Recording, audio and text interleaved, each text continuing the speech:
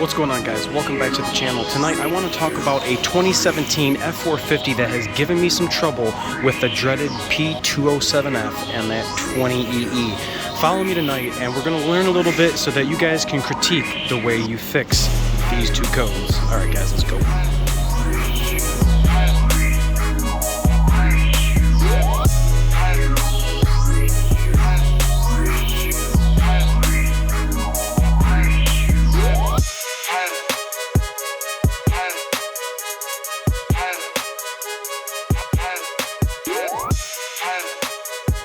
Alright guys, thanks so much for coming back.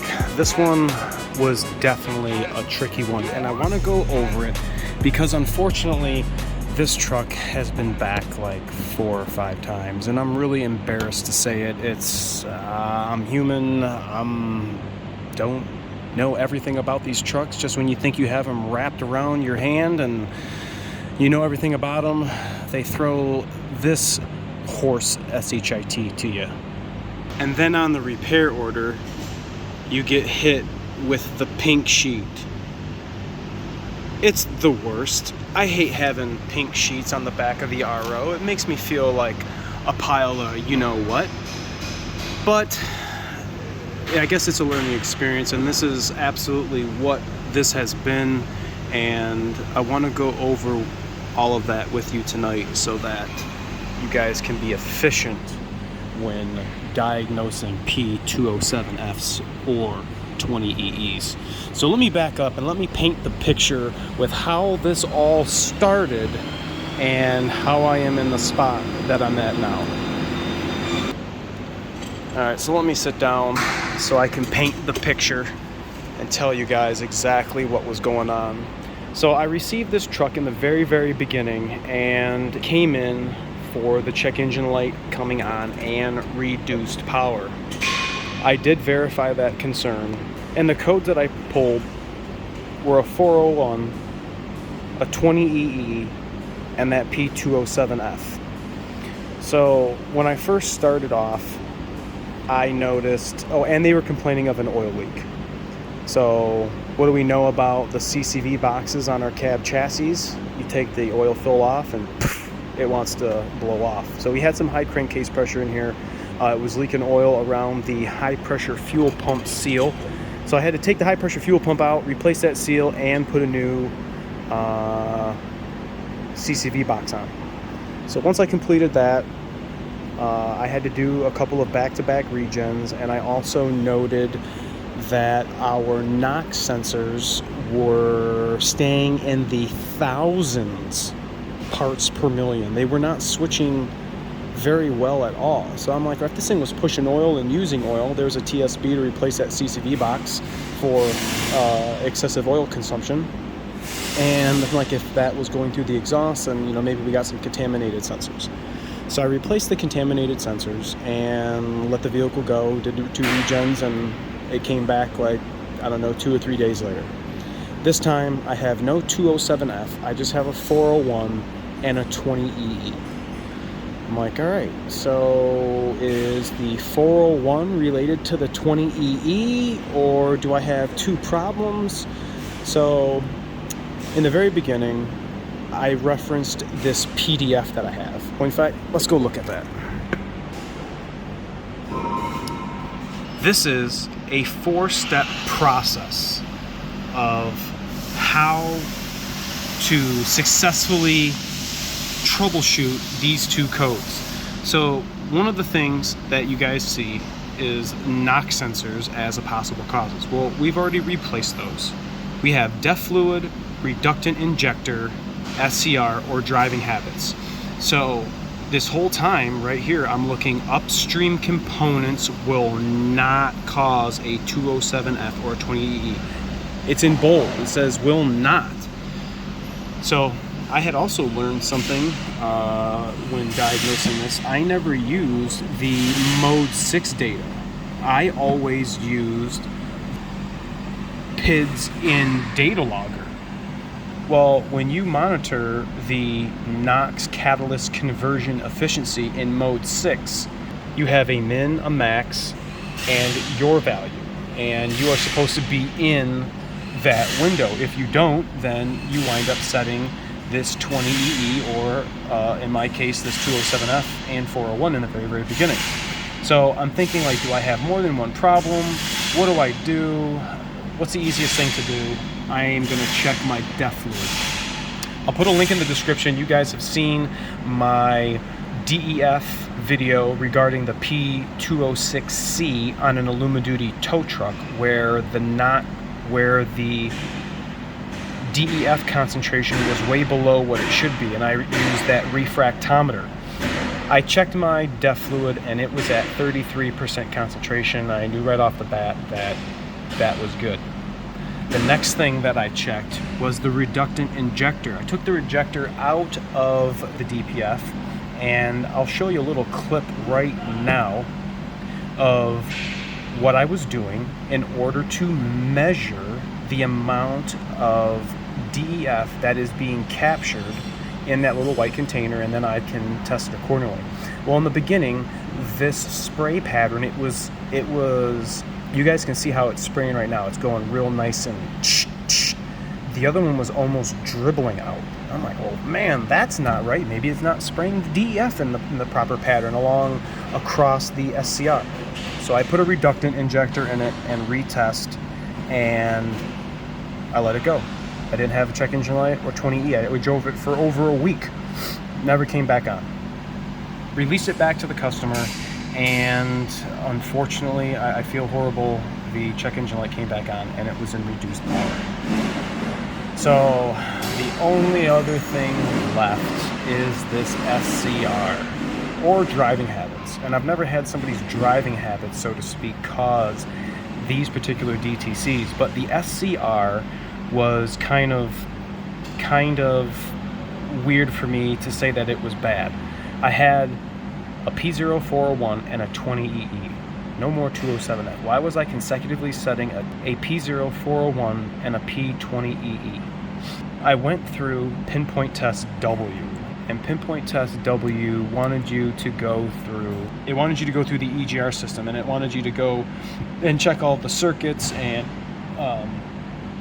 all the electronic engine controls and make sure we had no bias sensors and so forth. Part of that Pinpoint test is it wants you to turn the turbo off, activate EGR, and see if we have a difference in the mass airflow sensor grams per second to indicate that we have more flow indicating that there's EGR flow. That is how that works. And it wanted me to check to see if the cooler was restricted. Now, you guys know I have never shown an Aluma-Duty with a P0401 taking the cooler off and disassembling it and having it plug up. That's only 11 through 16. This 2017 was clean as a whistle. However, I have had to replace multiple EGR valves for different DTCs, but on cab chassis. So I got to thinking, like, well, maybe the seating of the EGR valve is not correct, or there's something wrong with the spring tension. It's not flowing enough EGR, which would cause my NOx catalyst efficiency to be not within range. So I threw an EGR valve on it preemptively, diagnosing by substitution of elimination, and let the vehicle go. It came back again. Oh, it pains me to say that. It's embarrassing. I don't like having trucks leave and then come back. It makes me not happy, but it is what it is, and I have to adapt to that situation. Checking the NOx part per million, my NOx 1.2 PID and my NOx 1.1 PID and my NOx 1.2 PID. Checking that, my rear NOx and front NOx sensor were reading the exact same. That is telling me that there's something going on in that SCR, and there's something inside that's not allowing it to do its job, because how is my NOx reading in the front the same as it coming out the rear? That's not right. So I put an SCR on it, and this time I've kept the vehicle, and 20EE and 401 have returned, but I didn't give it back to the customer this time. So I have driven this thing on the freeway, I've driven this thing on the surface streets. My NOx values in Mode 6 are absolutely perfect. My parts per million are perfect. I like it. But why am I setting this 401? This 401 has got to be causing my 20EE.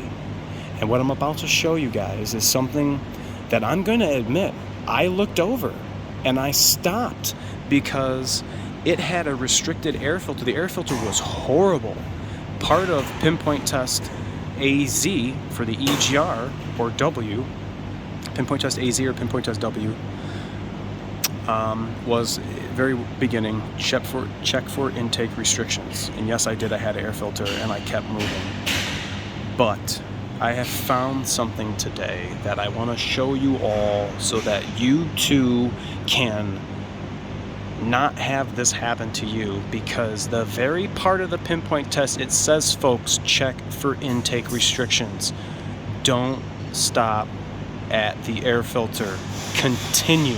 What I had to do to actually find this, let me get a glove on because this black EGR stuff is really, really nasty. Let's see if I can one-hand this thing. Okay, we got it. I took off my pipe. Let's use the camera light. I took off the pipe here to check for restrictions, check for any flow issues. No, pipe is fully clear. Okay, let me look at this port right here. Completely dry.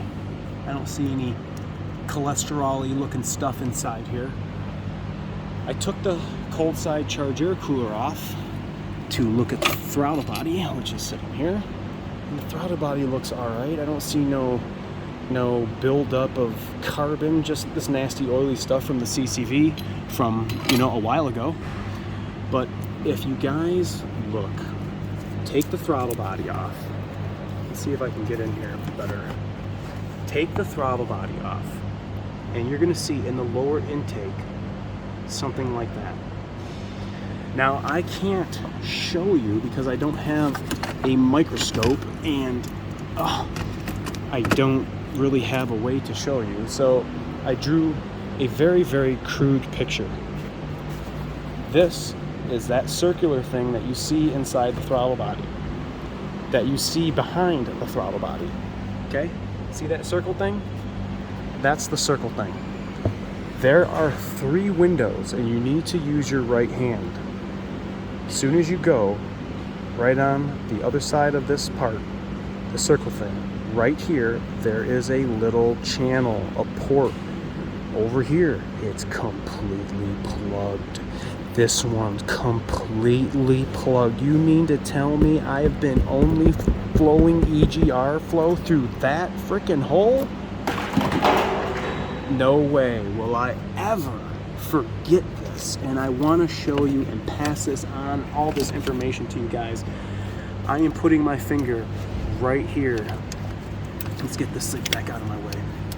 I am putting my finger right here at the 1 o'clock position. I go to put my finger right here at the 11 o'clock position. I can't even put my finger through the hole like I can on this side. Go underneath, flipping my hand over, going at the 6 o'clock. It's not as plugged, but it's still plugged. I'd say the 11 o'clock one's about 90% plugged. I'd say the 6 o'clock is probably 60% plugged, and it is not plugged, maybe 5%. I feel just a little tiny buildup on the 1 o'clock one. This is why I am setting my P0401 and my 20EE, guys. This is it. Had I taken the EGR cooler and the lower intake manifold off, would I have seen that? I'm going to be honest with you guys. I have never ever checked for a restriction right behind where this low pressure area is going to be. When this throttle body works, it's going to draw in that EGR flow into the engine. These ports are plugged. I've never checked that. I've never ever checked that, and here we are on our 2017 with about 30,000 miles, and I have this issue. I felt like the SCR was going to fix it, the last repair. I felt like the NOx sensors were going to fix it, but the 401, when I took the cooler off, I didn't feel confident of what the cooler looked like, and so I just continued with it, kind of unknown. And come to find out, the flow restriction is in the lower intake manifold. Definitely food for thought. I want you guys right now, if you've made it this far, thank you so much. Tell me in the comment section if anybody's ever had this same issue with a 401, a 207F, or a 20EE. And these ports being plugged. I'm really curious to see if anybody out there, I'm sure there is, but I definitely want to know. Tell me what you think. Thanks so much for watching. Remember to like, comment, sub, share, and I will catch you guys all next time on the best Powerstroke channel.